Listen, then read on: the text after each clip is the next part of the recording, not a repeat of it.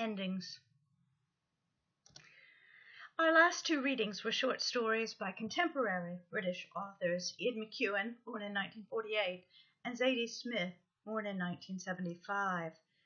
In both of these stories, the endings are centrally important to their meanings. McEwan's story, The Last Day of Summer, gives us a surprise ending. Just as the narrator is taking the last boat of the ride of the summer with Jenny and baby Alice, anticipating the start of the school year in a new school, the boat capsizes and both Jenny and Alice drown. Notice that the title gives us no clue about the catastrophic ending, though after reading the ending we might see how the title can represent the end of a period of one's life, a loss of innocence and happiness, as well as just the last day of summer. And the whole story has been in the present tense, so the narrator doesn't know in advance that this is going to happen. And in this scene, the present tense lends a horrible immediacy to the crisis. Just as surprising as the unexpected deaths, however, is the reaction of the narrator. Not panic or sorrow, but a kind of numbness and emotional flatness. Is he in emotional shock? Or perhaps denial? Has the loss of his parents made him emotionally numb? We don't find out, but it makes the ending of the story more shocking than any amount of hysterical crying could.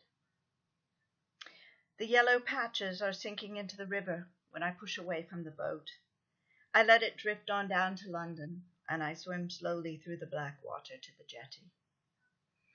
He abandons his beloved boat, the last link with his parents, and swims away through black water. The open-ended narrative leaves the reader unsettled, searching for meaning, perhaps doubting that there's any meaning at all in these deaths. Zadie Smith's story, The Waiter's Wife, ends less dramatically. Alsana, Clara, and Nina are sitting on a park bench arguing about abortion. When Nina suggests that if she were pregnant with boys, as Alsana is, she would have to consider aborting them, Alsana reacts with a horrified scream, and Clara with hysterical laughter. Saul Josifowitz approaches, concerned. Clara reassures him. I'm fine. Sorry to have worried you, Mr. Josifowitz. Really, I'm fine. I do not see what is so very funny, mutters Alsana. The murder of innocents, is this funny? Not in my experience, Mrs. Iqbal. No, says Saul Josifowitz, in the collected manner in which he says everything, passing his handkerchief to Clara. It strikes all three women, the way history will, embarrassingly, without warning, like a blush, what the park keeper's experience might have been. They fall silent.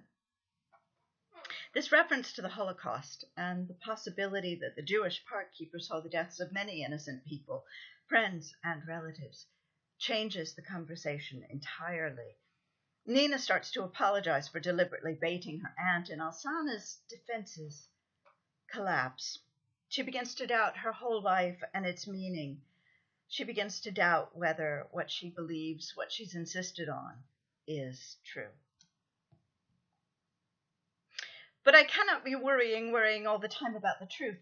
I have to worry about the truth that can be lived with. My niece of shame believes in the talking cure, eh? Says Alsana with something of a grin. Talk, and it will be better. Be honest. Slice your heart open and spread the red stuff around. But the past is made of more than words, dearie.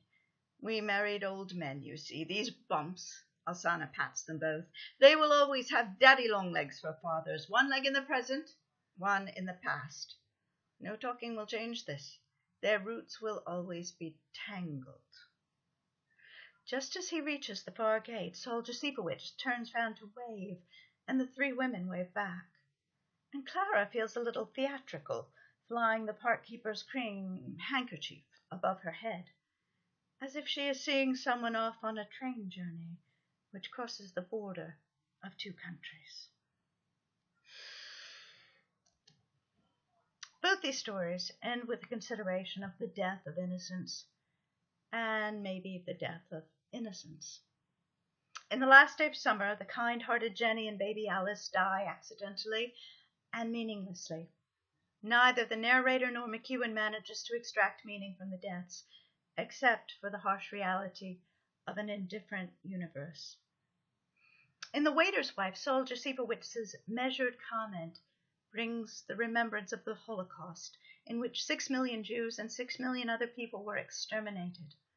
Here, though, the remembrance of this horror also brings insight into the way that our shared histories and our different histories remain with us, complicating our lives in our multicultural societies. Our roots will always be tangled. We will always be negotiating the borders between past and present, between our different cultures and values. Like many contemporary short stories, these stories give us open endings, where there is no final resolution and many questions are left unanswered. A closed ending, such as the end of Hardy's The Sun's Veto, offers the satisfaction of closure and fixed meaning. But an open ending forces the reader to keep thinking, questioning, imagining. Our course in British literature also, appropriately, has an open ending. The story of British literature is not over. Teachers and writers continue to find new meanings in the rich legacy of British literature. Carol Ann Duffy, Ian McEwan, and Zadie Smith, along with many, many others, continue to add new chapters year after year. I hope that, informed and maybe inspired by this course, you will continue to engage with British literature, and that you will keep thinking, questioning, imagining.